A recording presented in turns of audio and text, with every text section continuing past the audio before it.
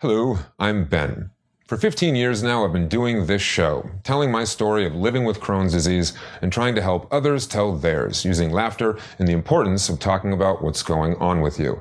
I'd always sold the show as performing is how I make my living, but when it came time to release this, the all-new version, I decided I didn't want to do that. I thought it was more important that everyone in the whole world who is affected by Crohn's or colitis is able to see it. So, for the first time in 15 years, I'm putting the entire show online for free. All I ask is that if you like it and you're in a position to donate, they will be very much appreciated. I'll put a little link right down there. But if you can't, don't worry about it.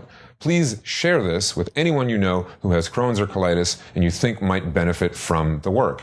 And in the comments below, tell me your story. I would like to hear it. So, I guess that's that. Please like the video, subscribe to my channel, I do a whole bunch of other stuff too, and grab some toilet paper, because this is a comedian's guide to Crohn's. Get loud and do a big Columbus welcome to Ben Morrison. Thank you. Thank you. Thank you, ladies and gentlemen. It is a true pleasure to be back here at Belly Laughs number 2. Especially because we never had a number 1, it was just a clever pun that was in the name. My name is Ben Morrison, and I was diagnosed with Crohn's disease about 20 years ago, and for about 15 years I've actually been doing comedy and telling my story in the hopes of expanding the awareness of what Crohn's disease actually is. I find that by telling my story, I get other people to open up to tell theirs. And I find immeasurable value in getting people to alleviate some of the mental burden that Crohn's places on them. I take this work very seriously, and I'm always happy to do it. In some weird way, I almost feel like the universe put me here to talk about my Crohn's disease, an opinion further reinforced by the fact that my initials are, in fact, BM.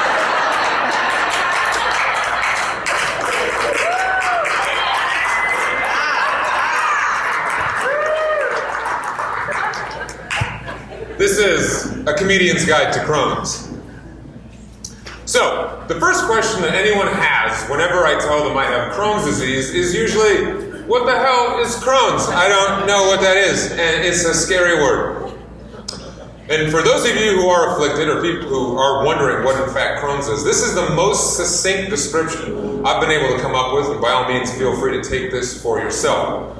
Crohn's is an autoimmune disease with no cause and no cure that makes your intestinal system attack itself. When it flares, the symptoms resemble a very severe chronic case of food poisoning.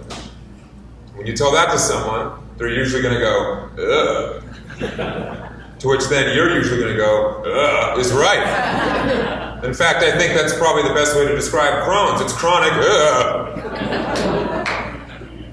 So let's learn a little bit about Crohn's disease, okay? Crohn's was first diagnosed by this man, Dr. Burl Crohn, at New York City's Mount Sinai Hospital in the 1930s. And from what I am told, there was a lot of infighting among his team over who got to use their name for this new disease. Now, I've never understood why someone would argue to get their name to be synonymous with a horrible disease. In fact, that almost sounds like it's a punishment, right? Dr. Crohn, you are a horrible doctor.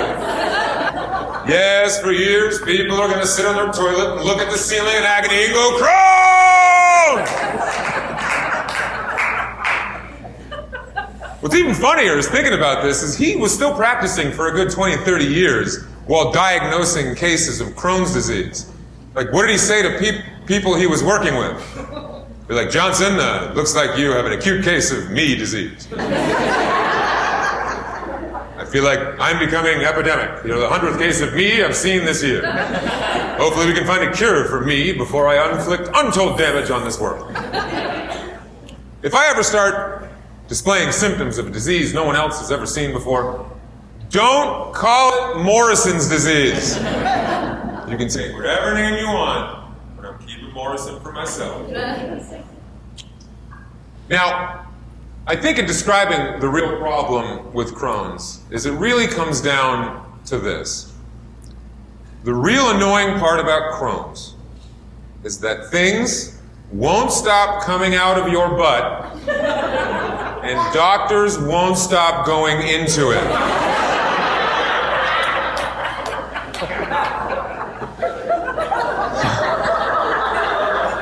In fact, the more things that come out of your butt, the more doctors have to then go into it. Like, Ben, these new symptoms are rather worrying. Dr. Johnson and his entire team are going to join me in the colonoscopy room, and we're going to stream it live on Facebook. I hope you're okay with that. It's for science. Okay.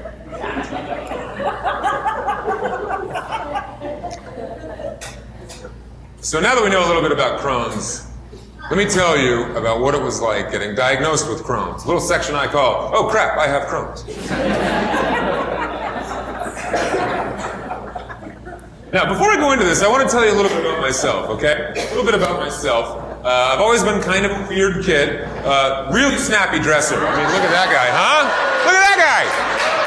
Look at that guy! I actually really wish I still had that shirt. I would be wearing it right now if I had it. But weird medical problems have always kind of been my thing. Crohn's was the last in a long line of very odd medical problems. First up, in 4th grade, I almost went blind in my left eye because I got herpes in my eye. I don't even know how someone gets herpes in their eye. Was I practicing unprotected looking? I'm not even sure how someone does that, but I did, and I almost went blind. It went away, but the vision never returned, and my left eye is pretty useless. Growing up, I also had chronic ear infections. From the age of, I'd say, 4 to about 8, I basically had ear infection all the time, and my Jewish mother would always rush me out to the doctor to get poked and prodded, and then, of course, be put on antibiotics. And what wound up happening is they went into my inner ear to operate and then discovered for a follow-up a month later that bacteria had just dissolved my eardrum. So growing up, I didn't have a left eardrum, and I'd have to get these really gross custom earplugs made where they'd kind of like inject cold like silicone into my ear, and I'd have to let it sit, and it was very uncomfortable. And I couldn't get near water, because if a drop got in, I'd get another ear infection. And the hearing never actually came back. And I'm actually thinking of doing my next one-man show based around my vision and hearing loss, and calling it Ben Morrison's What? Huh? I'm useless over here. But nonetheless. So medical problems have been a factor in my entire life. And performance has been a factor in my entire life also. This is actually the first play I ever did. Super cute little Russian kid. Can we agree on that one? Thank you very much. Thank you very much. This is me playing a very nonchalant Christopher Columbus when I was in 5th grade. He was like, yeah, I could discover America, or I couldn't. I even sang for the Pope. Pope John Paul, yeah, I climbed over my friends and held a rosary to his face. The only problem is I'm Jewish. Come to think of it, I was diagnosed with Crohn's not long after they took this photo, so...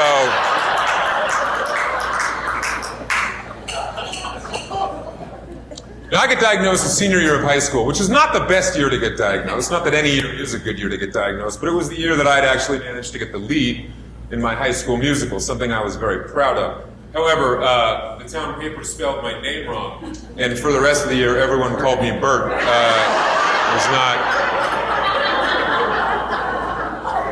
That was not the best. But it was my senior year of high school in Arlington High School, and to describe what the symptoms felt like and how I couldn't really wrap my head around them,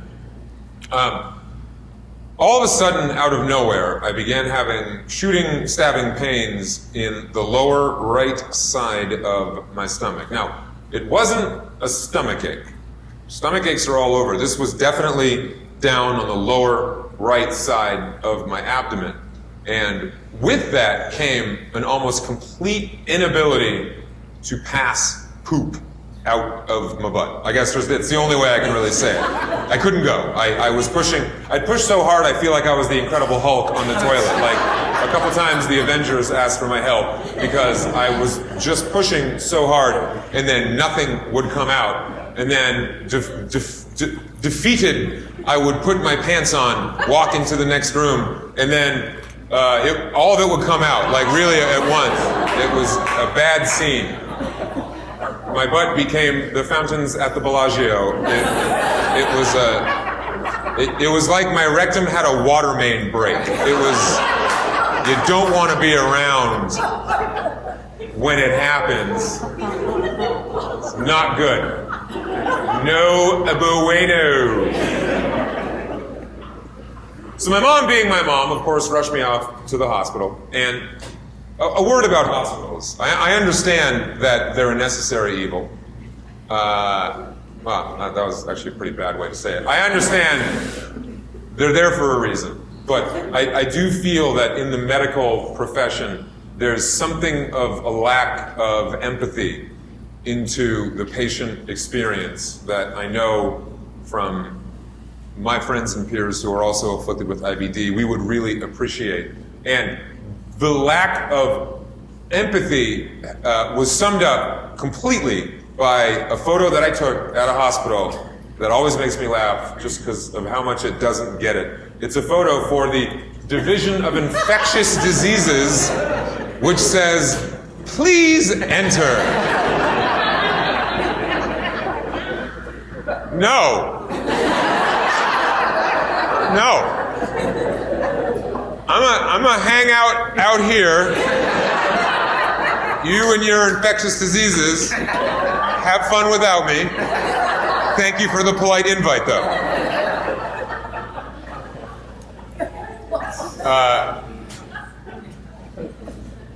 Now, from the very first time I went to the doctor, I knew that this was going to be something different. He said, "Well, Ben, because this is a problem with your intestinal system, diagnosing it is going to require a lot of tests. It's going to be a process of elimination." And then I was like, I was like, "Nice pun." And he was like, "What are you talking about?" And he goes, "We're going to have to run a lot of tests because we're going to have to rule a lot of things out. Because frankly, it could be any number of things. It could be this. It could even be this." And I later came to realize that all these fingers represented thumbs that were going up my ass.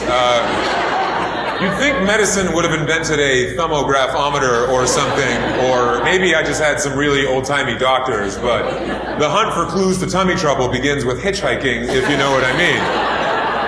He said, "We're gonna get to the bottom of this," and he meant it, man.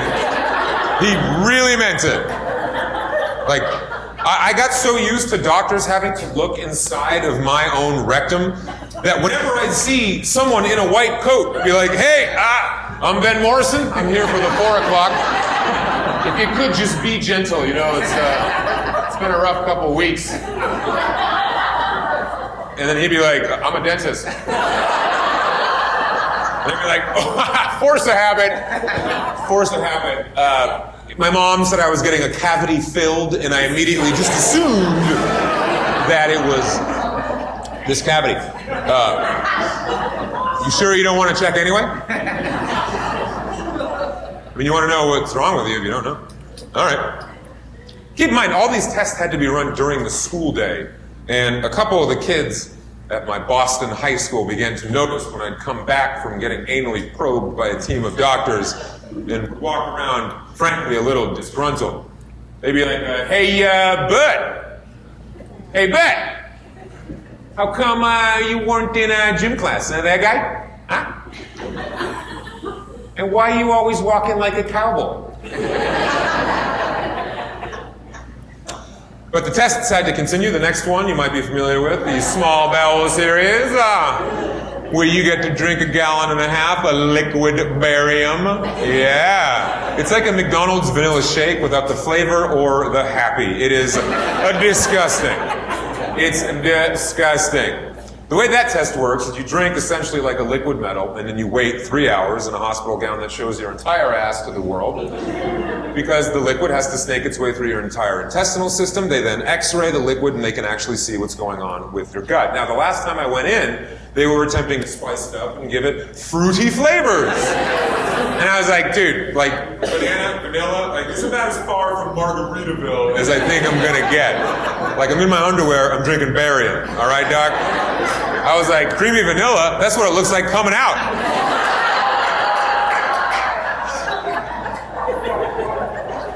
He was like, I don't get it. And I was like, oh, okay. The next test we have, everyone's favorite, the colonoscopy. I know, this is a photo I took at some medical conference I was performing at, where they were literally selling discount colonoscopy scopes.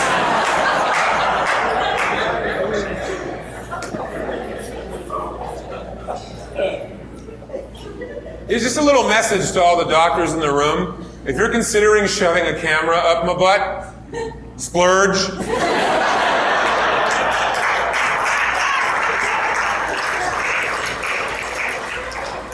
I'd say the colonoscopy is probably the most dehumanizing of all the procedures, right? Because it starts where you have to drink literally 2 to 3 gallons of a liquid laxative that kind of smells like puke, that then turns your rectum into a fire hydrant.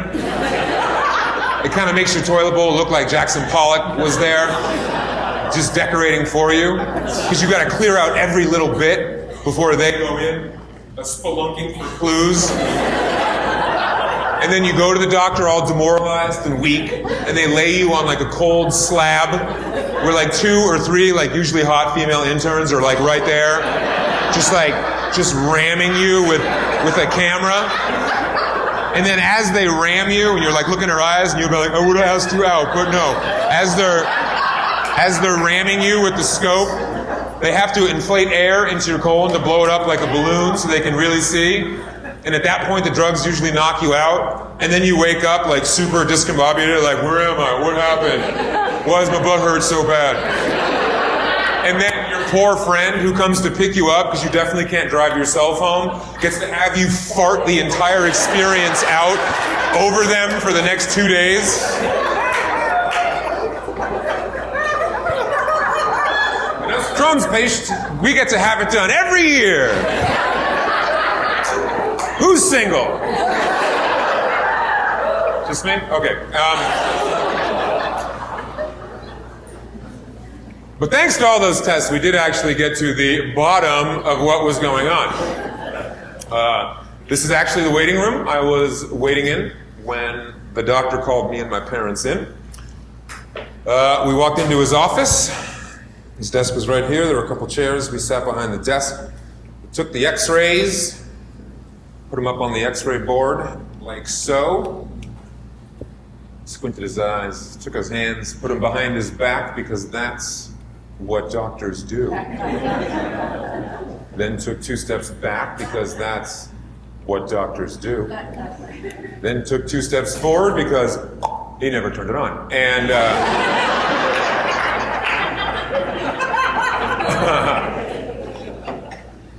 immediately he saw it. Looked at me. He said, son, you have Crohn's disease. Crohn's disease? What's that? He goes, well, it's an intestinal disease. It's pretty bad. And I go, well, what causes it? And he goes, oh? And I go, well, what's the cure? And he goes, oh? And then I go, well, what do you know? You definitely have Crohn's disease. Faux show. You got it. Good luck. Now, to talk about what I had what is called obstructive Crohn's. It occurred in where it'll frequently occur in people, the ileum. The ileum is the last chunk of intestine before your, I always get these confused, Your small intestine, which is the super duper long intestine, connects to your large intestine, which is the colon. They really could have named that better, right?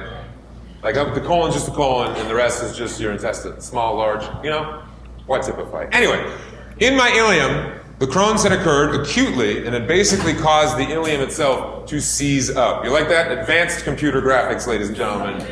No Crohn's, Crohn's. No Crohn's, Crohn's. I blew my whole CGI budget on that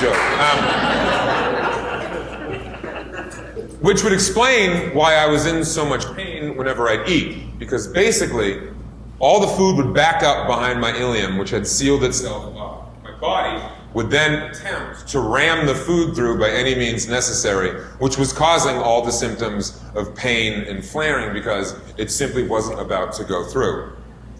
Now, the treatment for Crohn's was about to begin, and the treatment for people who are afflicted with IBD or who know people who are afflicted by IBD are a whole lot of pills. Woo! Get ready to eat some pills, baby! This was my pill regimen. In fact, when I'd go to pick up my pills, the guy would be like, that whole top row was me. Like, that was basically, I'd be like, I'm Ben Morrison. He'd be like, let me get the wheelbarrow. Let me get the wheelbarrow. He's here to pick up his meds. One med in particular, which you guys are probably familiar with, it was a steroid called prednisone. That was the first thing I was put on. Now, prednisone is a steroid. It has very acute anti-inflammatory properties. I needed the anti-inflammatory properties of prednisone to perhaps loosen up my ileum and allow some food to pass. Now, when the doctor told me, a kind of unpopular theater high school kid, that I was going on steroids, I must admit, my first reaction was like, what? I'm going on steroids? That's awesome! I'm gonna get ripped, dude! I'm gonna be like, yeah, dude, Crohn's disease! Crohn's disease! They'd be like, wish I had some freaking Crohn's disease. And I'd be like, yeah, you bet you do, dude. Look at these friggin' ripped buys, kid. But that's not how it works. I did gain weight, but all of it was in my face, really.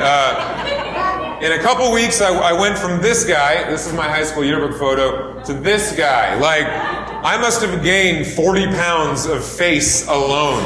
I felt like Morrison's Macy's Thanksgiving Day parade walking down the hallways. And I wouldn't have minded that as much as if a photo of me at my prednisone best wasn't the last picture in my freaking high school yearbook. In the candid section, with the caption, which I still feel was unnecessary, where is everybody? Where'd everybody go, huh? They must be running away from me and my freaking huge head. Oh, thank you so much, guys. Joke's on them, because look at me now, right?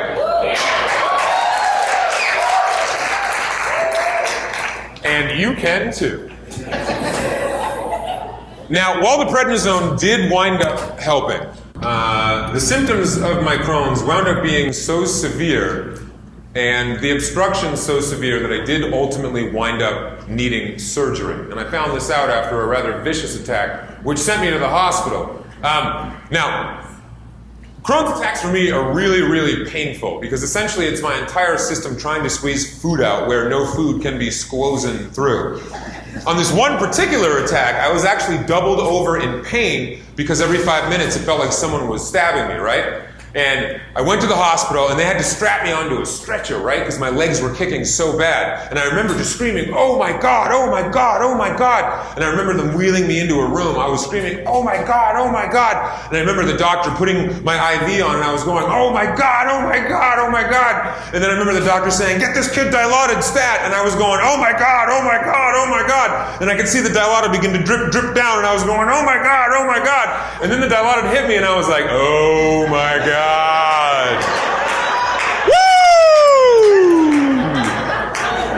You know what Dilaudid is, homies? It's heroin. It's medical grade heroin. I started singing, such a perfect day to keep me hanging on. My mom was in the doctor's office with me. I swear to God, I asked the doctor if he could hook my mom up with some of this shit. Swear to God.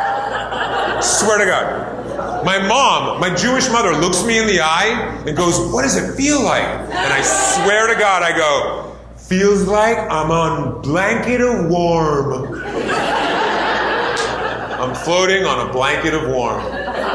You have never lived until you have told your Jewish mother how good the heroin in your veins is. For 5 to 8 minutes, Crohn's, totally worth it.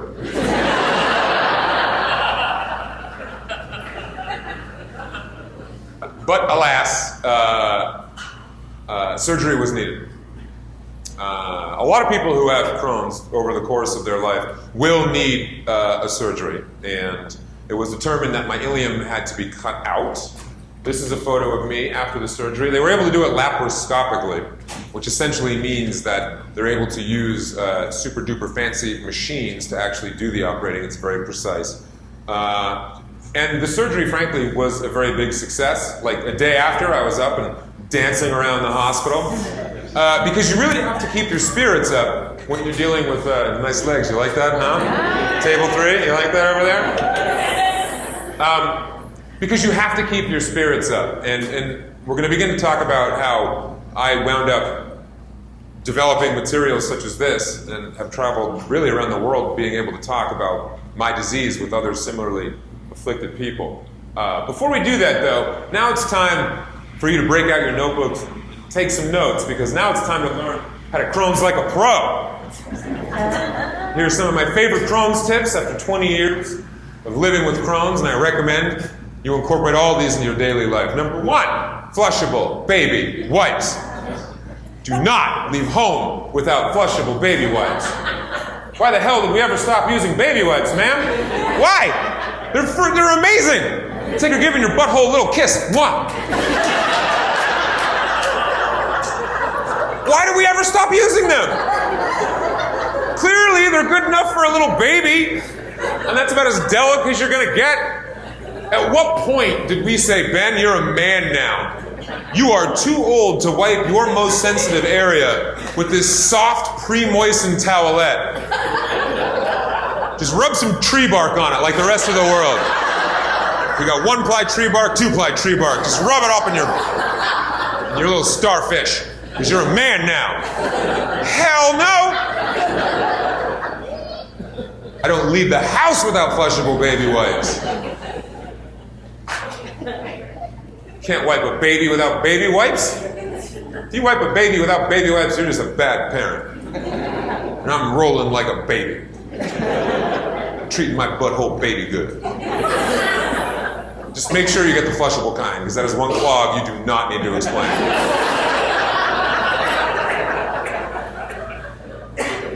Next up, kill the smell. Let's face it, the biggest problem with both having Crohn's and living with someone who has Crohn's are the smells. I'm always impressed by the just like paint-strippingly bad smells that my asshole can produce. It's just the worst. And you have to deal with it. You have to deal with it, right? So there's a couple ways. There's a couple schools of thought in how you kill the smell. You can go old school and just matches, right? Or when you're done, just light a couple matches, and someone will walk in and it'll smell like you're just having a barbecue in there. But at least you tried. They will appreciate that. At least you tried. The newer school of thought is you can get one of these before you go toilet sprays, which actually work a lot. They work much better than I thought they would. Now I enjoy like spraying the toilet. I feel like I'm Dexter preparing the kill room. No one will know what happened here this night.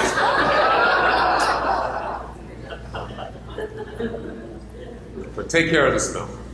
Next up, get some D. Vitamin D, get your mind out of the gutter.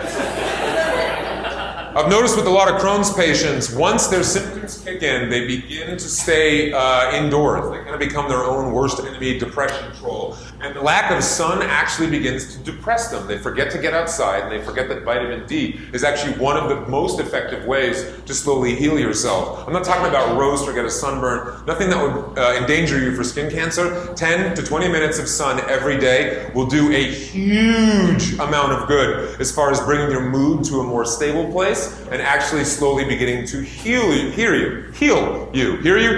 Yes, exactly. Now some things you can actually get because you have Crohn's. And a lot of people don't actually know that they actually can get something out of this. Number one, you can get out of jerry poopy. That's what I call it. I have been able to excuse myself from jerry poopy. All you gotta do is tell your doctor, write me a letter that says that I need to go to the bathroom every 5 minutes. He'll be like, well, that's rather unethical. I'd be like, I guess I'm gonna find another doctor. He'll be like, make it out to Ben. And send that mofo in. You will not have to do jury duty. Just as kind of a piece of advice, I only buy underwear that's brown or black. I mean, that's a pretty simple one, right? I mean, why not? Why not? Sometimes my train tracks go far west. So this is a great way to just mask it up. Mask it up, all right? Here's another one. If you're going to a theme park, Six Flags, Disneyland, doesn't matter. You go to the front desk, you say, I have Crohn's, and get yourself the poop pass. And you can skip the lines. Skip the lines, guys. Skip the lines. Funny story, when I went to Disneyland, and my buddy told me about this, that I could do it, and I was like, no way. And I went, and I brought like all my medical documentation, and I brought like my diagnosis slip, I brought photos of my colon. And I get to Disneyland, and this poor kid who was working the front desk, I go up and I say, I'd like to have the expedited line pass for medical needs. I have Crohn's disease. And he goes, okay. And then he fills it out and hands it to me. And I was like, no, but I brought all this proof. And he was like, I'm legally not allowed to ask you for proof. And I was like, but I brought all this proof. And he's like, I don't need it. And I was like, look at my colon. He was like, go.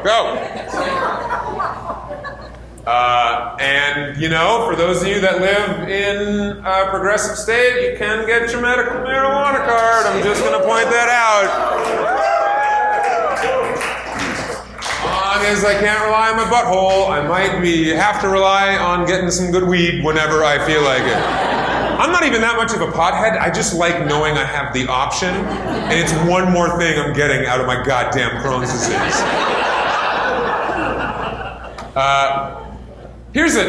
I'm going to have to explain this. You can have something called the George Foreman party. Now, okay, what does this mean? All right. When I flare, I go into diet lockdown. My big piece of advice for any of the medical professionals in the audience is stop pretending like diet isn't like 60% of why you feel horrible. Thank you. Yeah. Trust me, all the patients in the audience know diet is everything. And why the hell wouldn't it be? Your body's ability to digest food is going haywire.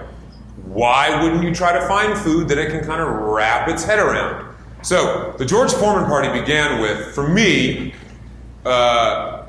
chicken is the bomb when I flare. It's the easiest thing for me to digest. Essentially, when I flare, I try to bring the food that I'm eating to as few ingredients as possible. Because my ability to digest food has been stilted, I try to eat things that are one ingredient foods. Now, the George Foreman party used to mean when I go and buy a ton of chicken and then cook it all in my George Foreman grills. Remember those, the George Foreman grills? I don't have those anymore, but I still call it a George Foreman party because while I'm baking the chicken, I imagine George right there next to me helping me to knock out the Crohns. So here is my super duper flare recipe, which I recommend you try if you're ever feeling bad. You get a bunch of chicken breast or chicken breast tenders. You toss them in olive oil, salt, and pepper. Throw them on a baking dish. Put that in the oven for 40 minutes at 300 degrees. I also recommend you get some stir-fried veggies. Toss those in olive oil. Olive oil, by the way, phenomenal for you. Lubricates everything, gives you some nutrition.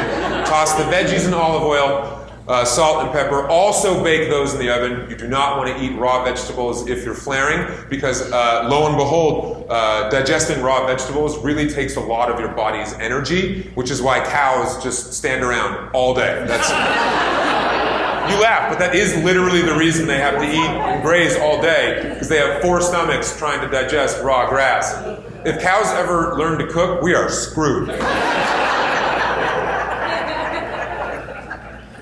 Ooh, I shudder to think. But anyway, take both of those out after 40 minutes, and you also might want to consider some rice, either jasmine or wild rice, to put that on top of. And I will literally eat that for 2 or 3 days. And I also find it like delicious enough that I don't feel put upon. I rather enjoy that food. And because those ingredients are so simple and have been prepared so simply, it tends to always help take my body out of a flare and bring me to a greater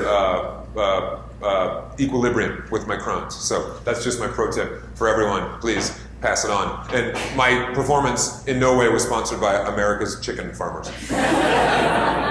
Or was it? No, just OSU families with Crohn's. Good. So now in kind of discussing the mental side of Crohn's, I understand that it takes guts to talk about your guts. But you have to. If you have IBD, you have got to have an outlet for discussing what is going wrong with you. Because the symptoms of Crohn's are so embarrassing, people wind up suffering alone. Their bathroom winds up becoming their own personal solitary confinement. And because they don't find a way to use conversation and opening up about what they're going through, there's no release valve for their subconscious. Their isolation and depression becomes that much worse. Because if you're in a depressive state about your Crohn's, I'm telling you right now, your Crohn's is going to get worse. Even just based on the simple fact that when you have anxiety, when you're depressed, you produce more stomach acid, which then in turn causes more irritation and inflammation in your intestinal system. You have got to open up about your Crohn's. Do not think for a second you can do this on your own. And it's because of that, I would like to encourage all of you guys, if there is a message in what I do, it's that take your Crohn's and use that as a catalyst for transforming every aspect of your life, for forming new friendships that you would never have made. Because you have to be sure that you're servicing your brain. This, of course, is your brain. It's a very delicate instrument. It's where all of our thoughts and feelings come from. Even funnier is that I tricked you. That's actually your guts. I have a gut feeling. I have a gut reaction. Before modern science, after 150 years ago, humanity actually thought that all of our thoughts and emotions did come from our guts, because so much of our emotional state is contained within our very intestines. You've got to find your own outlet for discussing what is going on with you. For me, it's this show. It's performing comedy. It's meeting other patients. For you, who knows what that'll be? Maybe you write a blog. Maybe you start painting. Maybe you just make a point of calling your best friend every day and telling them about the most recent dump that you've taken. People like discussing things. Now, how did I wind up beginning to do this show? How did I start this process? It started back in New York when I was going through lots and lots of tests. And coincidentally, I had just begun doing stand-up comedy.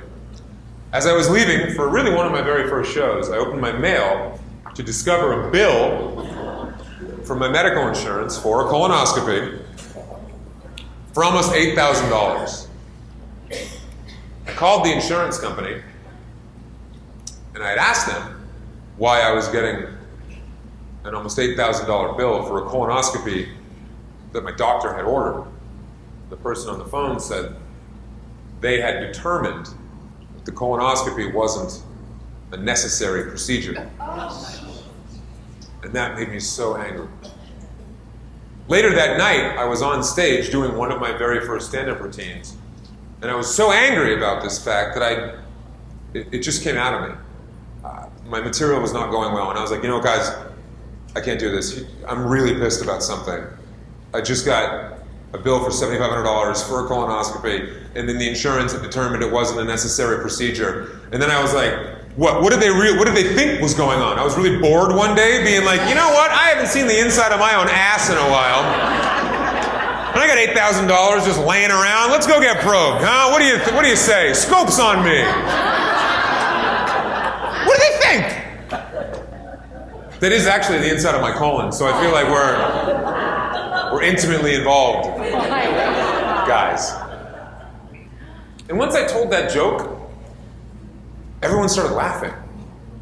But they weren't laughing at me, they were laughing with me. After the show, when I finished, 2 people from the audience, small audience, maybe 15 people, came up to me. And so one guy said his roommate had Crohn's, and one guy said his brother did, and I wound up talking for an hour about Crohn's with these absolute strangers. All of a sudden, I'd been able to take this disease that was busy driving me insane and flip it as a way of proudly opening up what was going on with me. By owning my symptoms, I was able to meet 2 new people, hear their stories. And it struck a chord. My cousin also has Crohn's, my cousin Jesse. He was living in New York at the time, and he and I just kind of began writing some jokes, just writing down things like the colonoscopy thing that just we couldn't really even believe was a real thing. And we began putting up the show. The show that I initially called Pain in the Ass. Now I want to bring it to a wider audience. And I began discovering how amazing other Crohn's patients were. I mean, people who have Crohn's, I'm here to tell you, you are literally better than other people around you. Like, I don't want to like big your ego up, but yeah, you're a better person. You're worth more on the human market. All right, lighten up. You know that? All right, now the thing is, because of the symptoms we have to go through on a daily basis, if we can get to a point where we can actually find equilibrium, we become such strong, cool, awesome people. When I went to a camp called Camp Oasis, where all the children have Crohn's, I discovered the real devastating power of the disease, because when kids get it around 12 or 13, the Crohn's actually stunts their growth spurt, and they are physically about a foot smaller than their peers, but they were so funny. Their sense of humor was so developed and so proud. Here's a piece of art that one of the kids made for me. That's awesome, right?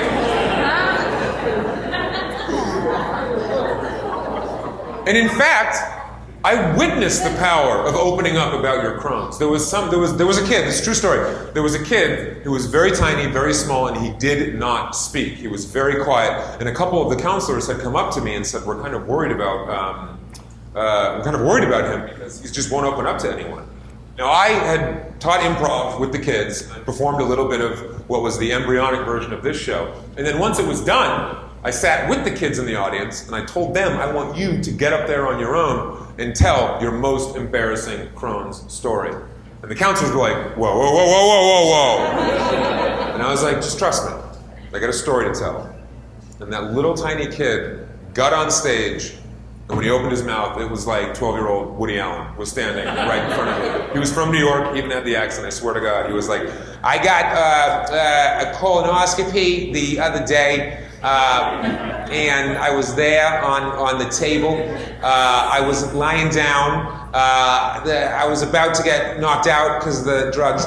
And the last thing I heard was the doctor standing over me, putting his gloves on. And the last thing I heard him say was, I just flew in from Florida and I can barely keep my eyes open.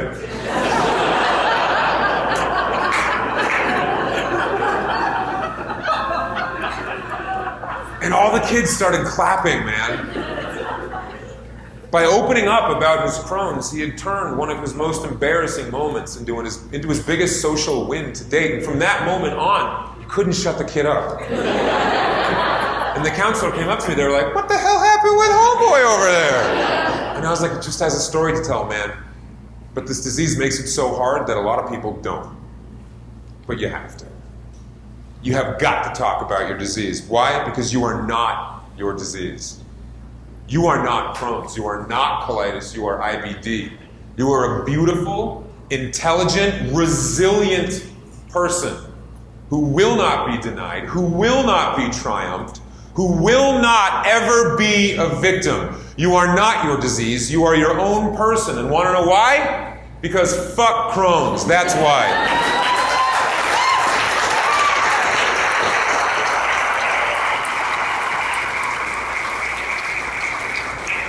And it is my homework assignment for all of you, all the patients and all the people supporting them.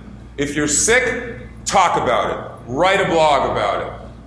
Use your disease for something. Get something out of your affliction, because the more that you can repossess your life, the more that Crohn's can be a small facet in an otherwise very beautiful and productive life, the more, and I promise you, your symptoms will begin to abate. Because I've always felt like Crohn's is like that scene in The Never-Ending Story, to quote an old movie. Remember that scene where Atreyu is walking through the swamps of sadness with his horse, Ortex, and in these certain swamps of sadness, if you ever actually begin to believe the sadness of the swamps, then it grabs you like quicksand, and you begin to sink. And this little warrior witnesses his horse sink into the mud, and he's crying. And as a kid, I always cried too, and it always really broke me up. And I'm here to tell you right now, you can never, ever let Crohn's sink your horse.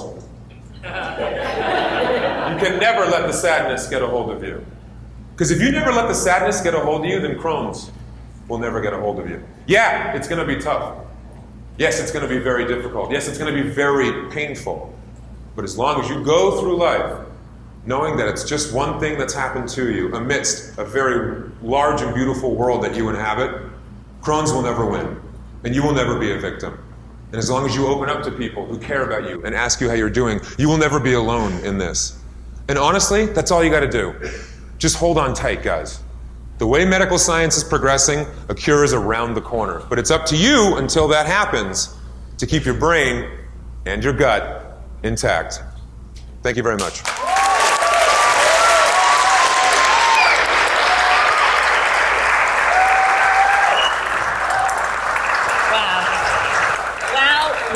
Wow. Keep it going. Keep it going for Ben.